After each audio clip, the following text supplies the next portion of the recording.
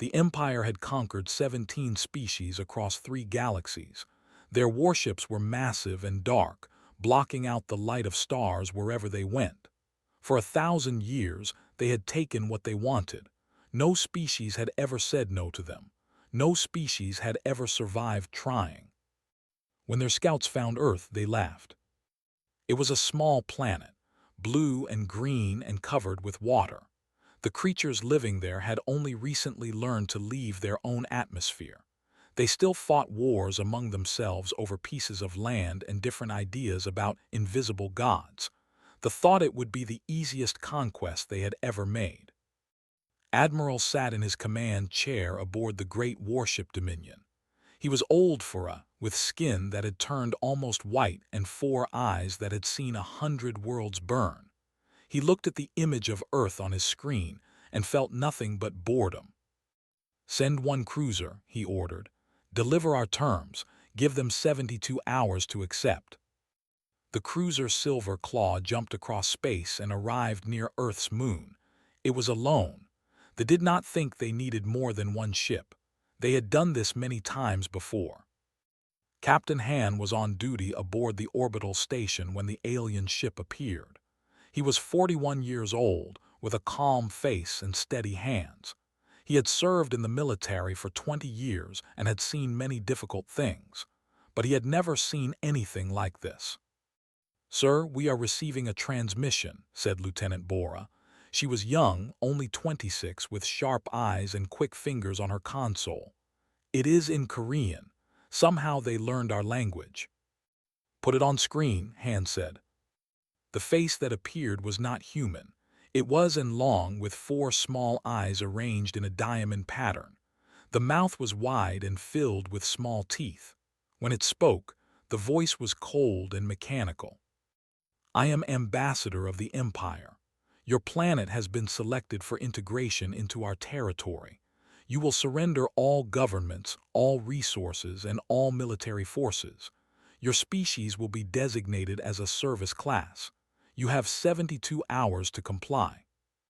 Commander stepped forward.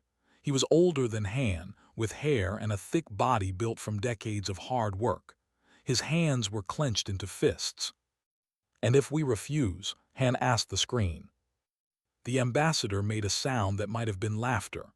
It was wet and clicking, like insects crawling over stone. "Refusal is not possible. Resistance is not possible. We have conquered 17 species. All of them learned this lesson. Some learned it quickly. Some learned it slowly and painfully, but all of them learned." Han looked at Bora. She was pale, but her jaw was set. He looked at. The old commander gave him a small nod. Han turned back to the screen. His voice was quiet but clear. "Tell your admiral something for me. Tell him that we have a long history on this planet. We have fought each other for 10,000 years.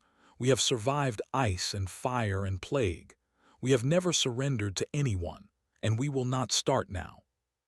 The ambassador's 4 eyes blinked slowly. "You do not understand what you are saying. We will destroy your cities. We will kill millions of your people, and then you will kneel." "Maybe," Han said. "Or maybe you just made the biggest mistake of your empire's existence." He cut the transmission. For 72 hours, the world held its breath. Leaders gathered in emergency meetings. Military forces went on high alert. People looked up at the sky and wondered what was coming. They did not wait for an answer. They already knew what humans would say. They had heard it before from other species. Those species had all broken in the end. On the 73rd hour, the Silver Claw descended through Earth's atmosphere. It stopped above Seoul, the great city of 12 million people. The sky turned dark under its shadow. A beam of white light came down from the ship. It was silent. It was beautiful in a terrible way, and where it touched, everything died. Buildings turned to ash. Streets melted into glass. People vanished in less than a heartbeat. The beam moved slowly across the city, erasing everything in its path. It lasted for 1 hour. When it stopped, Seoul was gone. 12 million people were gone. Nothing remained but a crater filled with black glass. The silver claw rose back into orbit. Ambassador sent a new message to every screen on Earth. You have seen what we can do. Surrender now and we will spare your other cities. Resist and we will burn them all. He expected crying. He expected panic. He expected leaders falling over themselves to offer their surrender. Instead, he received silence. For 6 hours, no message came from Earth. No response, nothing. Ambassador felt something strange in his chest. He did not recognize it at first because it was an emotion the rarely experienced. It took him a long time to identify it. It was fear. On Earth, something was happening that they could not see from their ship, something they had never expected, something that would change everything. Enemies were shaking hands. Countries that had hated each other for centuries were now talking. Armies that had pointed weapons at each other were now standing side by side. Factories that made cars and toys and electronics were being converted to make weapons and ships and shields. General stood in a bunker deep under the mountains. He was 63 years old and he had fought in 3 wars, but those wars had been small. Those wars had been humans fighting humans. This was different. They killed 12 million people, he said to the gathered leaders from every nation. They think this will break us. They think we will fall to our knees and beg. He paused and looked at each face on the screens around him. They do not know us. They do not know what we are. They studied our television shows and our news and our petty arguments. They saw a weak species, a divided species. His voice grew hard. They were wrong. We are not weak. We are not divided, not anymore, not after this. He placed his hands on the table.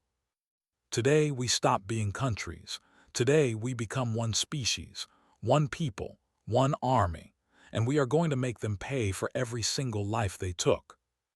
Far above, in the cold darkness of space, Ambassador watched his sensors. He saw things he did not understand. He saw factories lighting up across the planet. He saw military forces moving, combining, reorganizing. He saw a sleeping giant opening its eyes. He sent a message to Admiral. Something is wrong. Send reinforcements. Send them now. But it was already too late.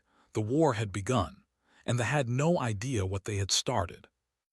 They had studied humanity for 3 months before making contact. They had intercepted television signals, radio waves, and internet traffic. They had watched movies and news programs. They had read books and listened to music. They thought they understood humans. They were wrong.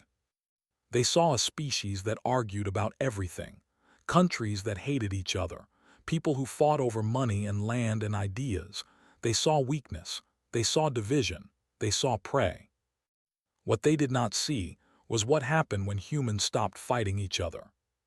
48 hours after Seoul burned, every nation on Earth signed a single document. It had no fancy name. It was simply called the Unity Accord. It said one thing: until they were defeated, there would be no more nations, only humanity. Dr. Park was a physicist. She was 34 years old and had spent her whole life studying things that most people could not understand. Before the attack, she had been working on theories about faster-than-light travel. Most of her colleagues had thought her ideas were impossible. Now she sat in a bunker under the mountains of Provence, surrounded by the greatest scientists from every country on Earth. They had been enemies yesterday. Today, they shared every secret they had. They have been using the same technology for 300 years, said to her team. They stopped improving. They stopped learning because no one ever challenged them.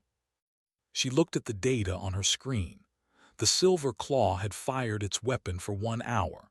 In that hour, they had learned more about alien technology than humanity had ever known. They think they are gods, she continued. But their gods are old and tired.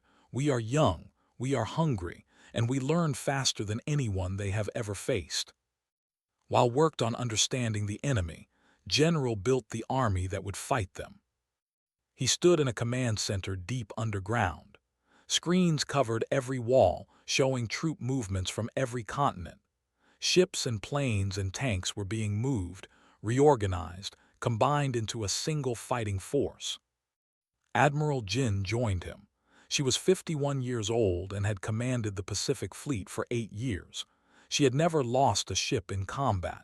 Now she commanded every ship on Earth.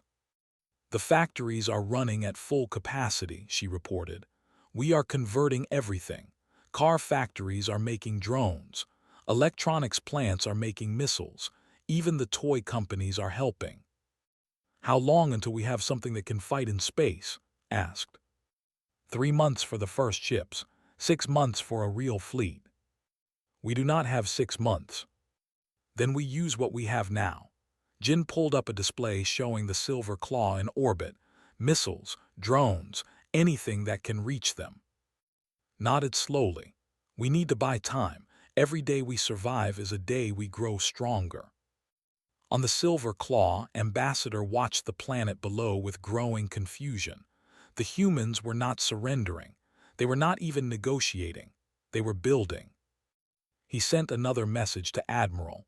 "I need 3 more cruisers. The humans are preparing to resist." Received the message with annoyance. No species had ever required more than 1 ship. Sending 3 more felt like an insult to this reputation, but was not a fool. If he said he needed ships, he needed ships. The 3 cruisers arrived 2 weeks later.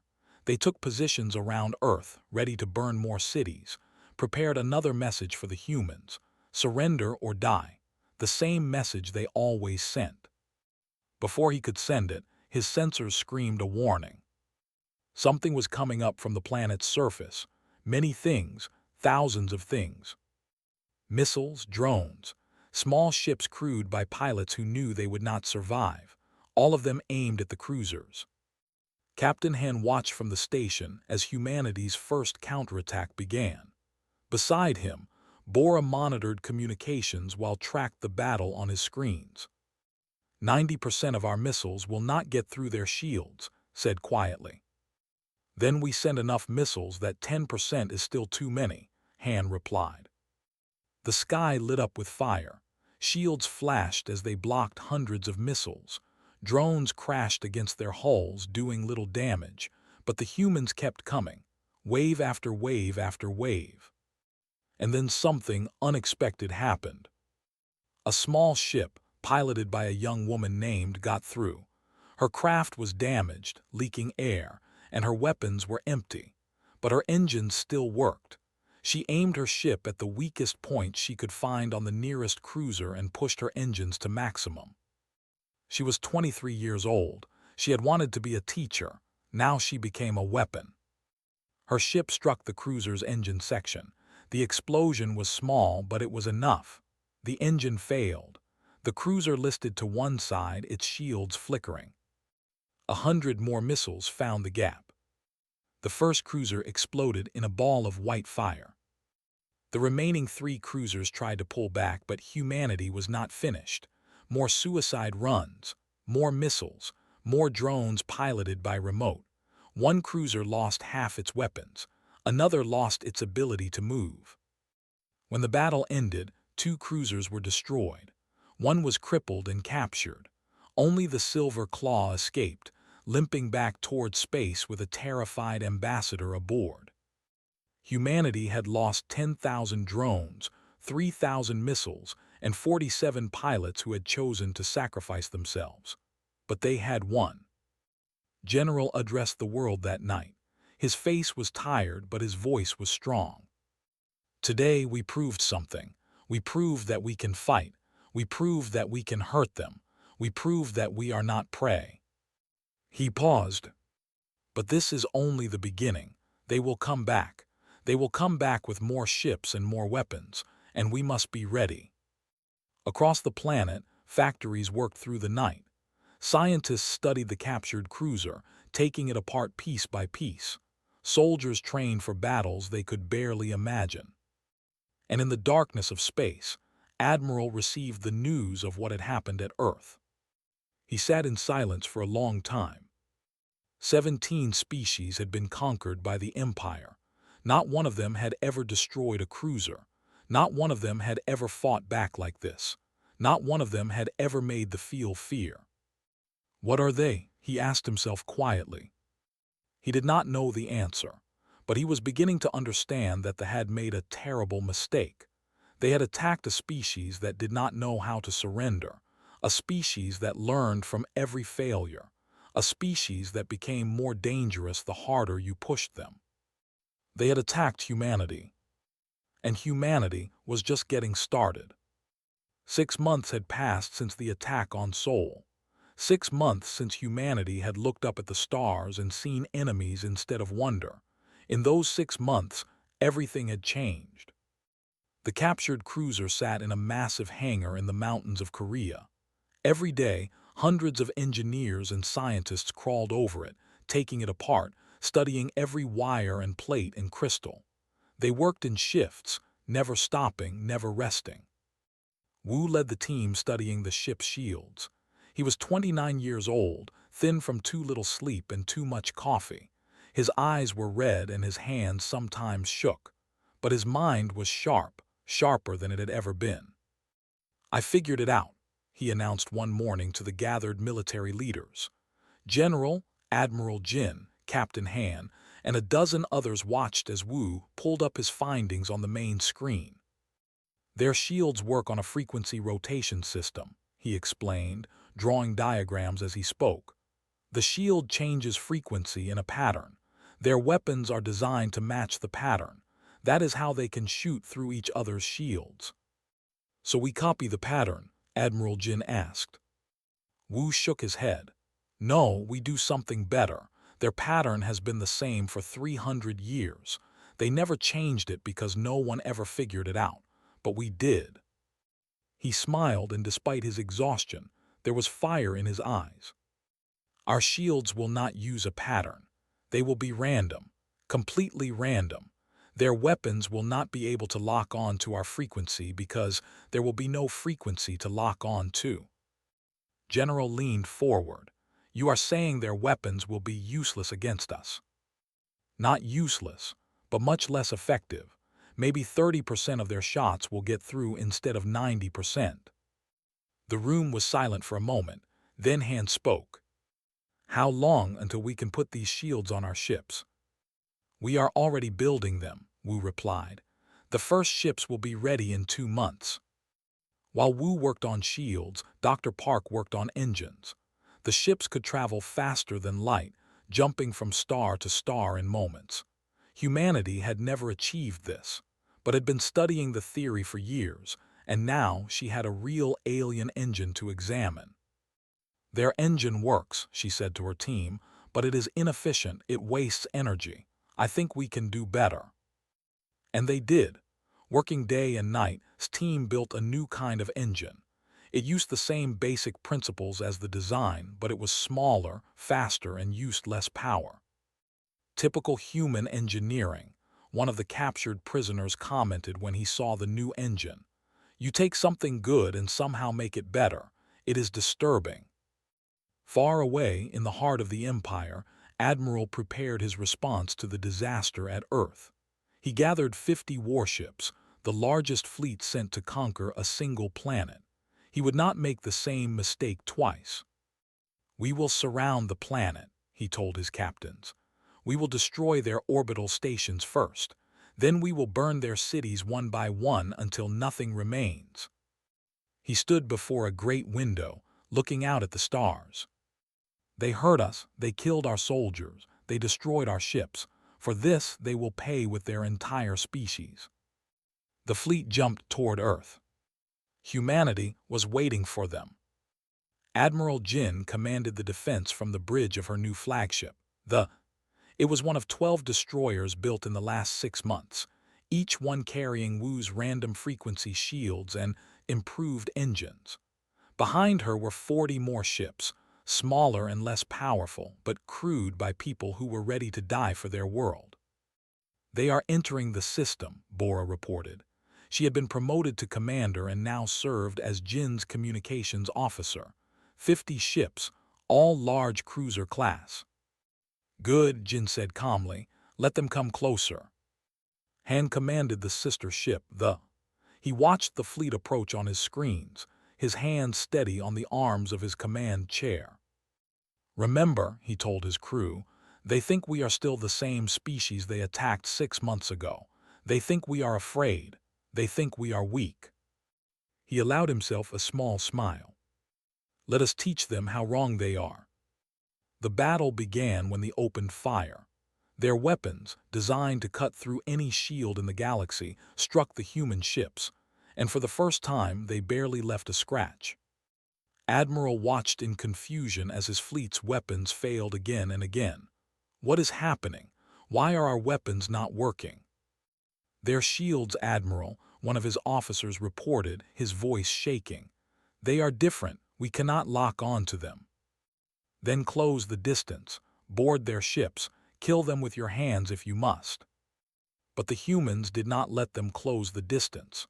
They moved too fast, their new engines pushing them around and between the ships, and they fired back. Human weapons were not as powerful as weapons, but they did not need to be.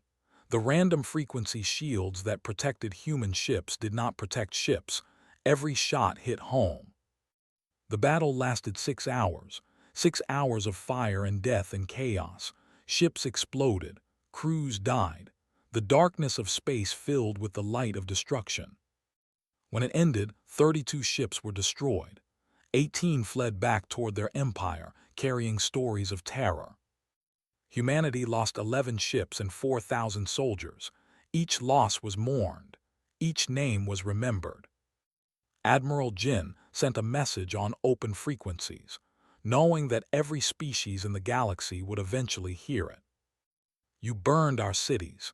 You killed our children. You thought we would fall on our knees and beg for mercy. Her voice was cold and steady. We are coming for you now.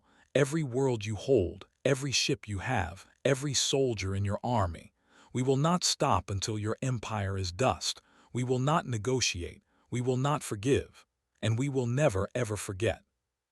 The Emperor listened to Jin's message. He felt something he had never felt before. His 4 eyes widened and his hands shook. Fear. Real true fear. What have we done? He whispered. He did not know the answer, but he was beginning to understand that they had woken something ancient and terrible, something that had been sleeping for a long time, something that was now very, very angry. Humanity was no longer prey. Humanity was the hunter. And the hunt was just beginning. The Grand Armada was the largest fleet ever assembled in the history of their empire. 500 warships, each one carrying thousands of soldiers. They had been gathered from every corner of space, stripped from conquered worlds and frontier stations. Emperor gave the order himself. Destroy them, destroy their planet, leave nothing behind. No survivors, no ruins, no memory that they ever existed. The Armada jumped toward Sol system, toward Earth, toward the small blue planet that had caused so much trouble. They expected to end the war in a single day. They did not know what was waiting for them. Captain Han stood on the bridge of the new flagship of Earth's fleet. It was named for the flower that had always represented his people. The flower that bloomed no matter what happened. The flower that never gave up. Beside him stood Commander Bora and Admiral. They had been together since the first day of the war. They would be together at the end. How many ships do we have? Han asked. 312, replied. Many of them are still unpainted. Some of their crews have only trained for a few weeks. And they have 500. Yes. Han looked out the viewport at the stars. Somewhere out there, the largest fleet in the galaxy was coming to kill everything he loved. Good odds, he said quietly. Bora almost laughed. Good odds, they outnumber us almost 2 to 1. Han turned to look at her. His face was calm, but his eyes burned with something fierce. We have been outnumbered before. Our ancestors faced armies 10 times their size and won. We climbed mountains that should have killed us.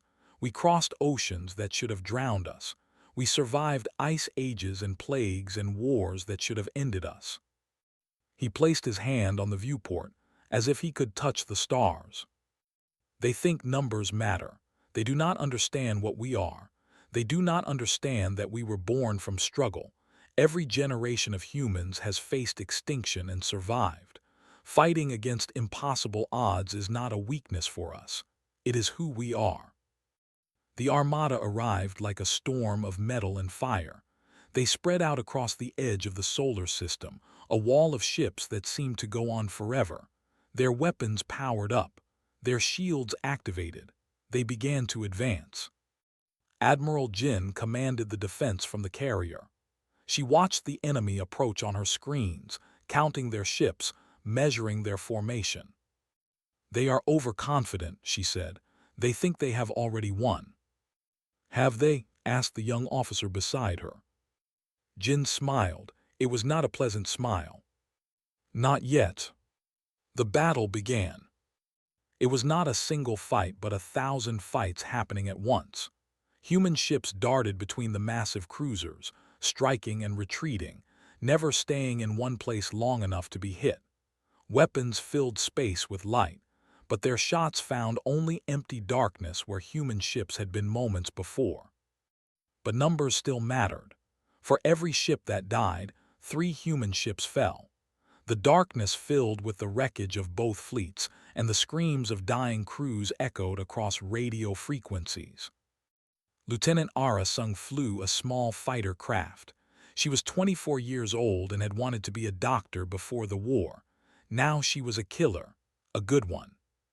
Her ship was fast and nimble, dancing between weapons fire. She had already destroyed 2 enemy gunships and damaged a cruiser, but her luck was running out. A beam caught her port engine.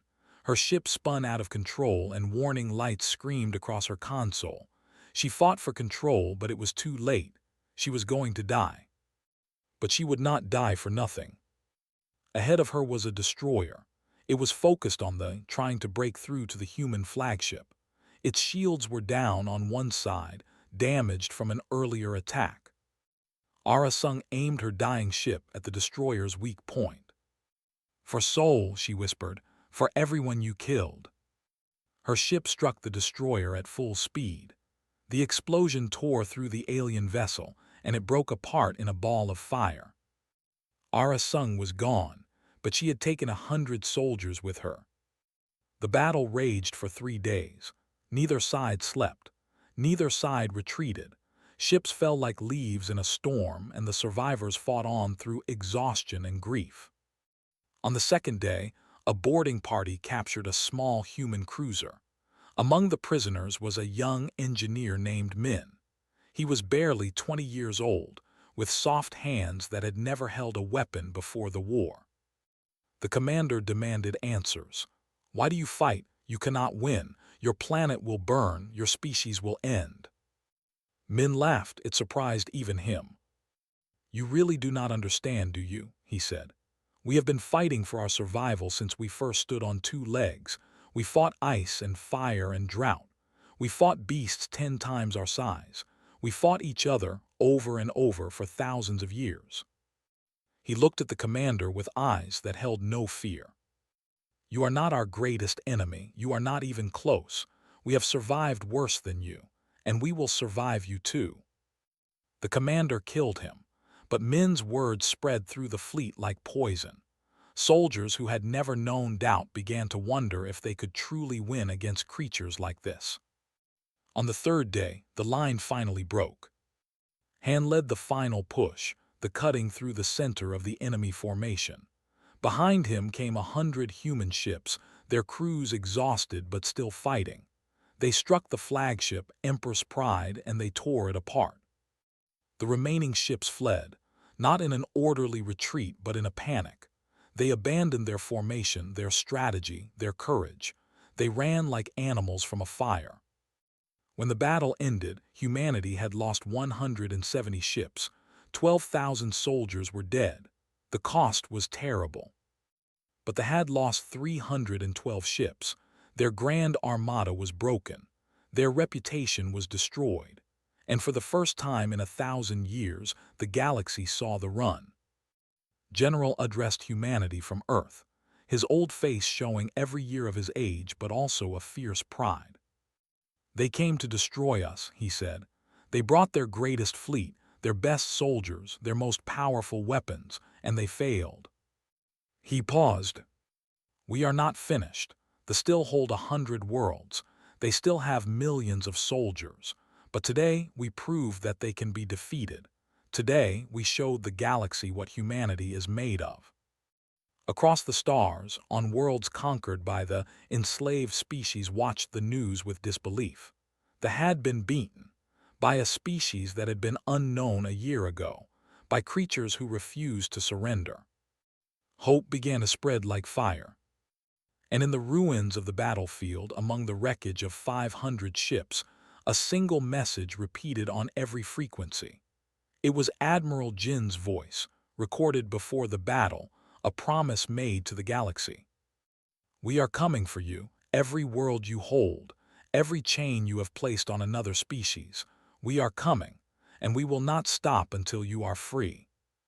The war was not over, but the end was beginning. 1 year had passed since the first came to Earth.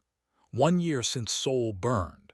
1 year since humanity looked up at the stars and decided that the universe would learn to fear them. Now the war came home to the human fleet, rebuilt and stronger than ever, crossed into space for the first time. 400 ships, crewed by soldiers who had lost everything and had nothing left to fear. They came not as conquerors but as liberators. Every world they approached received the same message. "We are humans. We are here to break your chains. Rise up, fight. We will stand with you." The first planet to rebel was called. Its people were small and fragile, with thin arms and wide eyes. They had used them as servants for 200 years. They had forgotten what freedom felt like. But when the human ships appeared in their sky, they remembered. They rose up against their masters. They fought with tools and rocks in their bare hands. They died by the thousands, but they fought. Admiral Han led the liberation fleet. He watched the rebellion from his flagship and felt something tight in his chest. "They are dying for us," he said quietly. "No," Commander Bora replied. "They are dying for themselves. We just gave them a reason to hope." The human fleet destroyed the garrison in less than a day. When the last enemy ship fell, they flooded into the streets, screaming and crying and laughing. They had been slaves their entire lives. Now they were free. It happened again, and again, and again. World after world threw off the chains. Some fought openly, armed with weapons the humans smuggled to them. Some sabotaged their masters from within, destroying factories and communications. Some simply refused to work, knowing they would be killed, choosing death over slavery. The empire, which had stood for 1,000 years, began to crumble. General planned the final assault on the. He was 64 now and his body was tired, but his mind was still sharp and his will was still iron. "They have pulled back all their remaining forces to defend their capital," he told the gathered admirals. "Approximately 100 ships and 2 million ground soldiers." "And we have," asked Admiral Jin. 300 ships, and every liberated species that can hold a weapon." It was the largest alliance the galaxy had ever seen. 17 species that had been conquered by the, all united behind the humans who had shown them how to fight back. Their ships were old and damaged. Their weapons were outdated, but their hatred for the burned hot enough to light stars. The final battle lasted a week. The fighting in space was brutal. Ships, desperate and cornered, fought with a fury they had never shown before. They knew that if they lost, their empire was finished. They gave everything they had. It was not enough. Human tactics, refined through a year of constant war, tore through the formations. Dr. Park had designed new weapons, faster and more accurate than anything they had seen. Engineer Wu had improved the shields again, making them nearly unbreakable. and the allied species, fighting beside the humans, added their own strength to the assault. The fleet fell, ship by ship, until nothing remained but wreckage and silence. Then came the ground war. General led the assault personally. He was too old for combat, but he refused to send soldiers into battle without standing beside them. He landed with the first wave, his boots touching alien soil for the first time. The capital was a massive city of tall spires and wide streets. 2 million soldiers defended it. They had been told that the humans were monsters, that they would torture and kill every they found. Some of the soldiers believed this. They fought to the death, refusing to surrender. Others saw the truth. They saw the humans spare prisoners. They saw the liberated species working alongside their conquerors instead of seeking revenge. They saw something they had never shown to anyone: mercy. The defenders began to surrender, first in small groups, then in larger numbers. By the end of the week, the capital had fallen. The war was over. Emperor was captured alive. The humans insisted on this. They wanted him to see what came next. He was brought before the newly formed Galactic Council, a gathering of all 17 species that had been enslaved by the. They sat in a great hall on a neutral world and stood before them in chains. Dr. Park spoke for humanity. She had earned this right. She had worked through the entire war, sleeping only a few hours each night, pushing the limits of science to give her species an edge. Now she stood before the Emperor who had ordered the destruction of Sol. "You studied us before you attacked," she said. Her voice was calm, almost gentle. "You watched our television, our news, our arguments. You saw a species that fought with itself over small things. You thought we were weak." She stepped closer to him. "You did not understand. Those arguments, those fights, that constant struggle, they are what made us strong. We have been fighting for survival since we first existed. Every challenge made us tougher. Every failure made us smarter. Every loss made us more determined." She stopped directly in front of him. "You did not start a war with humans. You started a war with humanity, all of us. United, angry, and completely unwilling to lose." Said nothing. His 4 eyes stared at the floor. "We are not going to kill you," continued. "That would be too easy. Instead, you will live. You will watch as your empire is dismantled. You will see every species you enslaved build new lives without you. You will see the galaxy move on, and you will know that you are forgotten." She turned and walked back to her seat. "That is your punishment, not death. Memory was taken away. He would spend the rest of his life on a small world, watched but not harmed, alone with his thoughts and his regrets." The Galactic Council spent the next year rebuilding what they had destroyed. Worlds that had been stripped of resources received aid. Species that had been separated were reunited. Trade routes were established. Alliances were formed. And everywhere the story spread. The story of the small blue planet that had refused to kneel. The story of the species that did not know how to surrender. The story of the war that had started with an empire's arrogance and ended with that empire's fall. Captain Han retired after the war. He returned to Earth and built a small house near the memorial where Sol had once stood. Every morning, he walked through the memorial gardens and remembered the 12 million who had died. He was not sad. The dead had been avenged. Their sacrifice had meant something.